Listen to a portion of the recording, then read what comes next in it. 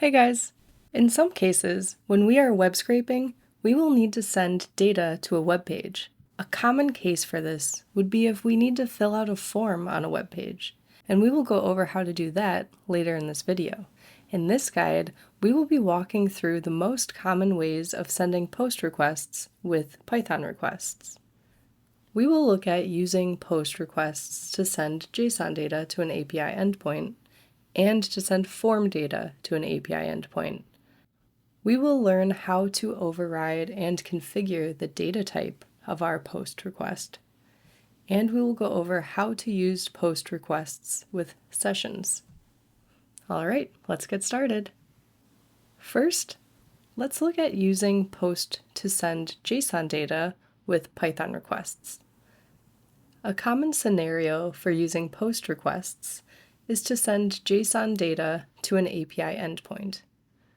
Doing this with Python requests is very simple. We simply need to add the data to the request using the JSON parameter of the post request. We can look at an example by sending a data payload to the HTTP bin API. This approach can be simpler than manually encoding the data and setting the headers. Additionally, it may offer some performance benefits, as the requests library can use a more efficient coding method for JSON data. Next, let's look at using post to send form data using Python requests. To do this, we simply need to add the data to the request using the data parameter. Notice that the value of content type has automatically changed. This is a feature of the Python requests library. Your data is automatically form encoded when the request is made. Let's look at how to configure data types.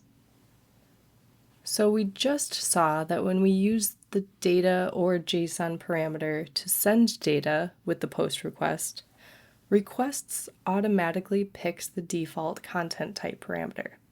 However, let's do an example where we override this and send data with another content type.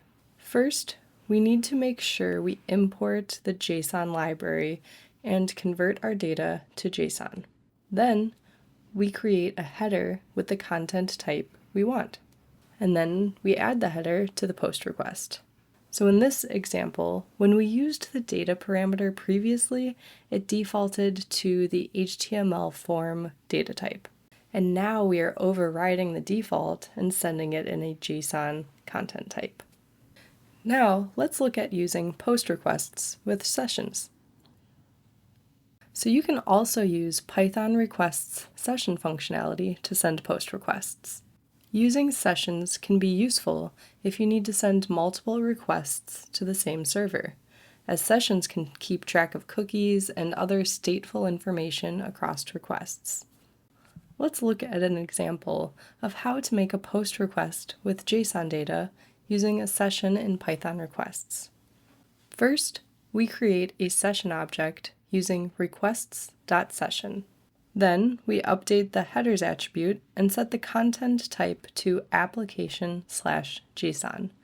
This will ensure that all requests sent through the session will have this same header. Finally, we use session.post to send the post request with the JSON data, passing the URL and data dictionary as arguments. The session will automatically encode the data as JSON and set the content type header to application/JSON. The session.post method returns a response object just like the regular requests.post method. So that is how you can send a post request using Python requests. Thank you so much for watching, and if you liked this video, please like and subscribe to the channel. Also, make sure you check out the ScrapeOps YouTube channel, and if you would like to learn more about web scraping, then be sure to check out the Python Web Scraping Playbook at scrapeops.io.